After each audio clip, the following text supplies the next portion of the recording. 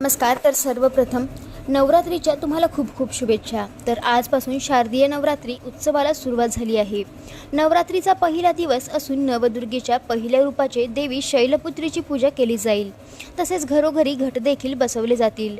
शैल म्हणजे हिमालय आणि पर्वतराजा हिमालयाची कन्या असल्यामुळे माता पार्वतीला शैलपुत्री म्हणतात। माता पार्वती ही भगवान शंकराची पत्नी असून तिचे वाहन वृषभ म्हणजेच बैल आहे, म्हणून तिला वृषभारूढा असेही म्हटले जाते। जो कोणी देवी शैलपुत्रीची भक्ती आणि विधीपूर्वक पूजा करतो त्याच्या सर्व मनोकामना पूर्ण होतात आणि त्याला सर्व प्रकारच्या संकटांपासून मुक्ती मिळते। माता शैलपुत्रीच्या आशीर्वादाने तुम्हाला अपेक्षित फळ मिळते। तर देवी शैलपुत्रीचे स्वरूप। नवरात्रीच्या पहिल्या माळेला देवी शैलपुत्रीची पूजा केली जाते। या देवीचे रूप अतिशय शांत, साधे, विनयशील आणि दयाळू आहे। देवीच्या उजव्या हातात त्रिशूल आणि डाव्या हातात कमळ आहे। ती नंदी नावाच्या बैलावर स्वार होऊन संपूर्ण हिमालयावर विराजमान आहे।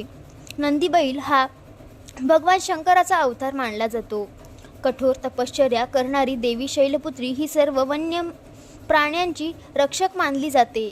सौंदर्य आणि दयाळूपणाची मूर्ती आहे।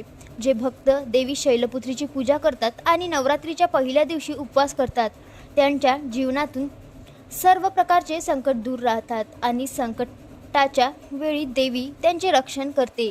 ती तिच्या भक्तांच्या सर्व इच्छा पूर्ण करते आणि साधकाचे मूलाधार चक्र जागृत करण्यात मदत करते। मूलाधार चक्र हे आपल्या शरीरातील ऊर्जेचे केंद्र आहे, जे आपल्याला स्थिरता आणि संरक्षण प्रदान करते। तर तुम्हाला देवी शैलपुत्री यांची काय विशिष्ट आहे हे तुम्हाला तर कळालेलंच असेल। तर तुम्हाला नवरात्रीच्या खूप खूप शुभेच्छा। आणि जर तुम्ही या चॅनलला नवीन असाल तर लगेच सबस्क्राईब करा, जेणेकरून रोजचे जे 9 दिवसांचे देवींचे रूप आहे यांची आम्ही माहिती या चॅनलला अपलोड करू। आणि तो व्हिडिओ जर तुम्हाला लवकरात लवकर हवा असेल तर तुम्ही चॅनलला सबस्क्राईब करा आणि बेल आयकॉनला सुद्धा प्रेस करायला विसरू नका। धन्यवाद।